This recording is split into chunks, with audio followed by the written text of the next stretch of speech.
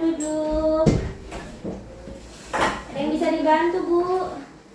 Iya Bang Bu, saya ini ada keluhan. Kenapa? Saya kan kemarin sudah melahirkan 3 hari yang lalu. Iya, ada Kok sakit nyeri apa? ya perut saya tuh nyeri. Oh, nyeri perutnya. Sampingnya juga Bu. Hmm. Jadi dari perut bagian bawah sampai ke samping sini nah Bu nyeri. Oh, nyeri. Iya, oke baiklah. Sebelumnya perkenalkan dulu ya Bu ya, saya Bidan Nurul yang bertugas pada siang hari ini.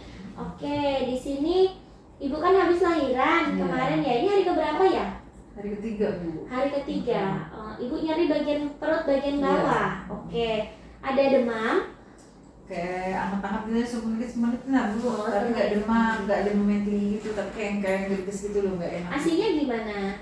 Asinya lancar aja sih Bu. Oh, lancar aja ya. Hmm. Ini anak keberapa ya Bu ya? Ini anak ketiga. Oh, anak ketiga. Oke Bu.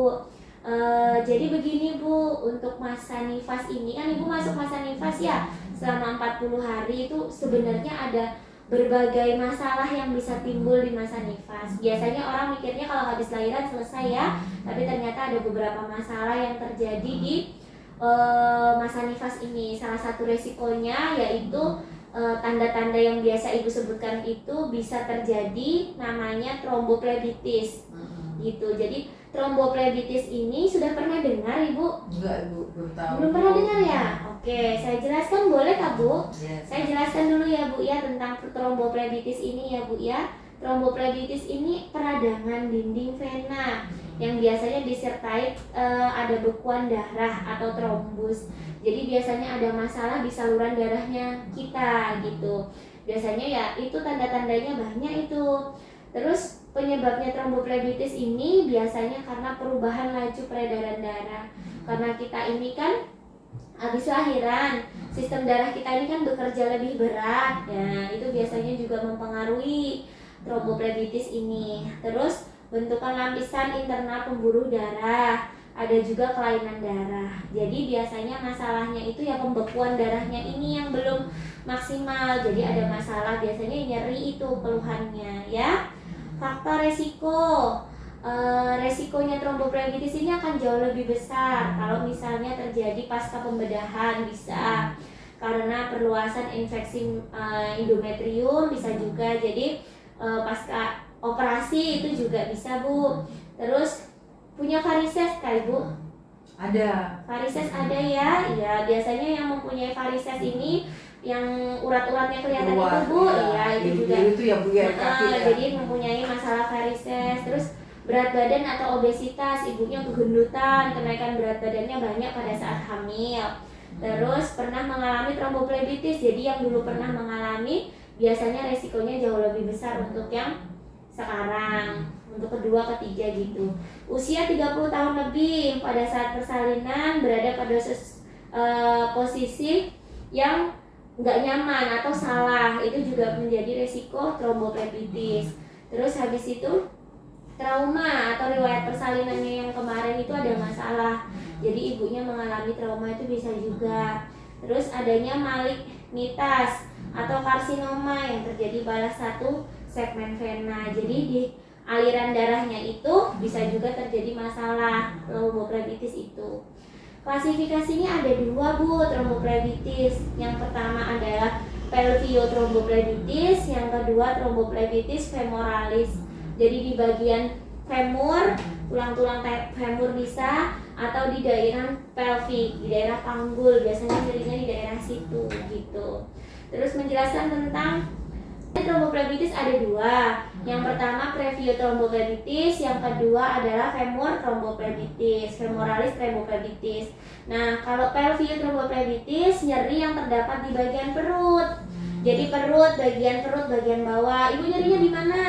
Sini Bu, perut bagian bawah. Iya, ini biasanya memang terjadi ke hari kedua, hari ketiga pasca nifas. Nah, nanti biasanya bisa juga ibunya ini dengan demam atau tidak demam, atau menggigil, nggak panas badannya tapi rasanya kayak menggigil ya. Terus suhu badan ibu naik, bisa juga mendadak dari tiba-tiba nggak ada demam sama sekali tapi tiba-tiba panas gitu badan ibu, itu bisa juga. Terus cenderung biasanya ada pus atau nanah ya Bu ya, jadi ada nanah itu di dalamnya. terus ada abses, ada bengkak, ada masalah di daerah panggulnya. Karena kan kita nggak bisa melihat karena masalahnya di dalam. Hanya biasanya tanda yang paling sering adalah nyeri, panas itu, ya, gitu, nyeri sama panas. Terus yang kedua adalah tromboflebitis femoralis.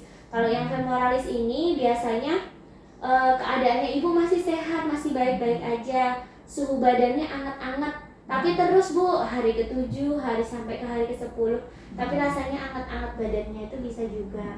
Biasanya kalau femur ini terjadi di daerah kaki, ya. Kaki ini biasanya keadaannya karena ketekuk lama, sakit, bisa juga.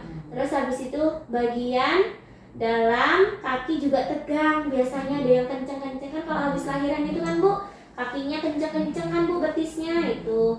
Terus biasanya yang paling terlihat karena biasanya ada varises, ada nyeri hebat di bagian lipatan paha. Jadi di lipatan pahanya ibu di kaki itu akan terasa enggak nyaman, nyeri sakit, ya. Sampai di sini sudah jelas ibu? Iya bu. Ya. Sekarang kita saya akan menjelaskan tentang penanganannya ya bu ya. Jadi gimana cara menangani tromboflebitis itu? 1. Melakukan pencegahan terhadap endometriosis dengan menggunakan teknik aseptik. Jadi ibu ini harus jaga kebersihan, ya. Terus yang kedua, banyak baring. Terus dipantau juga misalnya ada penyakit yang lain. Biasanya kita sebutnya ada masalah emboli pulmonum. Jadi pulmonum ini dia biasanya terjadi masalah masalahnya tiba-tiba dan ada gejalanya nggak kelihatan itu bu. Terus habis itu mobilisasi dini untuk meningkatkan sirkulasi pada ekstremitas bawah. Jadi walaupun ibu baring banyak istirahat, tapi kakinya tetap harus banyak bergerak, digerakkan biar nggak kram, ya. Terus posisinya boleh kakinya menggantung atau kakinya jangan ditekuk ya, tapi kakinya lurus. Posisinya kakinya lebih tinggi daripada kepala, boleh, oke. Terus biasanya ada juga yang biasanya kita sebut sama stocking bu. Jadi pakai stocking itu kan untuk memperketat ya bagian kaki kita ya. Nah itu untuk pasca persalinan, apalagi yang ibu-ibu mempunyai varises gitu. Terus untuk memakai stockingnya itu sebelum bangun pagi. Jadi melepaskannya 2 kali aja sehari untuk mengkaji kulit bagian bawah kakinya ibu, ya. Terus banyak baring, mengangkat kaki yang terkena. Kalau misalnya yang terkena sebelah kanan, ya berarti sebelah kanan yang diangkat ya, atau yang sebelah kiri sebaliknya gitu. Ibu ada nyeri kaki bagian kanan atau kiri? Urut aja sih bu. Oke. Urut aja ya. Kakinya enggak ya?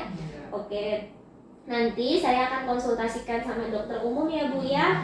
Nanti untuk penjelasan lebih lanjut sama obatnya nanti akan diresepkan sama dokternya. Begitu. Sampai di sini ada pertanyaan ibu? Sudah bu. Sudah jelas? Oke.